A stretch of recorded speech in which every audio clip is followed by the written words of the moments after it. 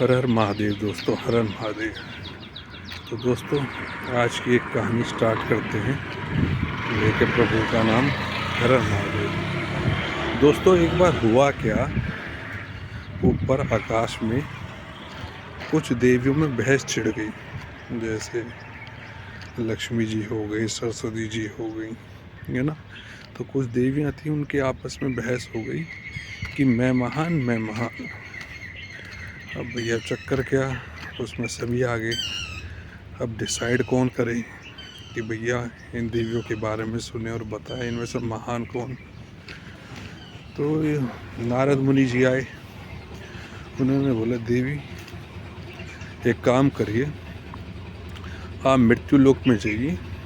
वहाँ एक बहुत फेमस राजा है, सत्यवादी है, तो वो आपका फैसला कर पाएगा कि आप में से महान कौन।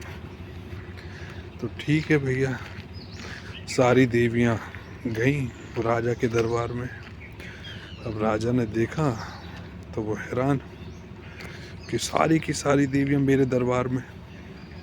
ठीक है, तो राजा ने बोला, हे माताओं, आपके दर्शन के लिए लोग लाखों लाखों साल तपस्या करते हैं, तब आप दर्शन नहीं देते, और आप सभी देवियाँ मेरे दरबार में आयो।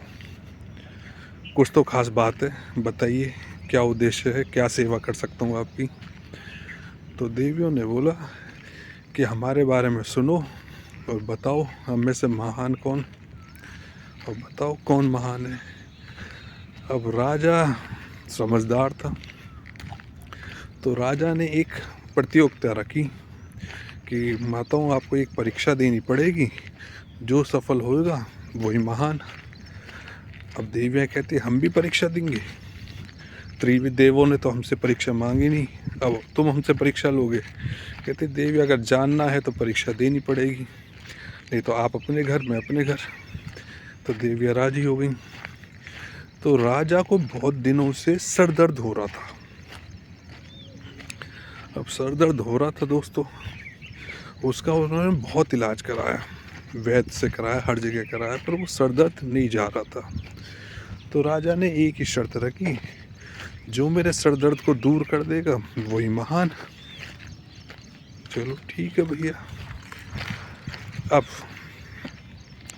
राजा चतुर था, उन्हें पता था कि ये देवियाँ ही हैं जो इस चीज़ को दूर कर सकती हैं, बाकी तो आदमी के बस में कुछ है नहीं। तो भैया पहली देवी आई लक्ष्मी जी। तो लक्ष्मी जी ने राजा को बोला कि मैं तुम्हें भैया बहुत सारा धन दूंगी, तुम दुनिया के सबसे सर्वश्रेष्ठ राजा होगे और सबसे अमीर राजा होगे।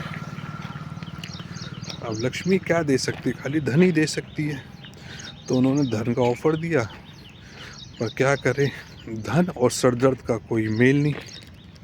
ठीक है, तो सरदर्द नहीं गया। अगला नंबर आया सरस्वती जी का।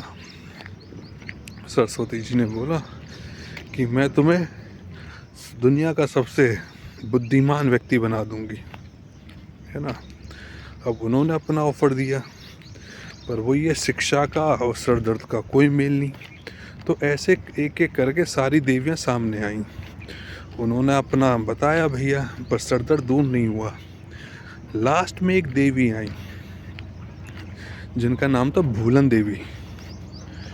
तो उन्होंने बोला, राजा एक काम करो, सबसे पहले अपनी सारी चिंताओं को दूर करो, ठीक है, और तुम्हारे मन में भय होगा क्योंकि तुम राजा हो, ठीक है, तुम्हारे बतेरे शत्रु होंगे, तो तुम्हें डर भी लगता होगा कोई शत्रु तुम्हें ख़त्म ना कर दे, है ना। तो उसको तुम दूर करो। तो राजा ने जो जो देवी ने बोला उनकी बात मानी, और राजा का सरदर्द दूर हो गया। तो दोस्तों, इस तरीके से भूलन देवी इस कंपटीशन को जीत गई।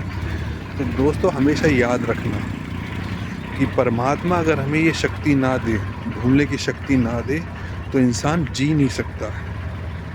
आप कभी नोटिस करना कि किसी का कोई घर में सदस्य मर जाता है तो 13 दिन तक लोग याद रखते हैं, उसके बाद भूल जाते हैं, अपनी नित्य क्रिया में, डेली रूटीन में बिजी हो जाते हैं। तो दोस्तों, जीवन का सार यही है, अच्छे कर्म करो और बुरी चीज़ों को जल्द से जल्द भूल जाओ।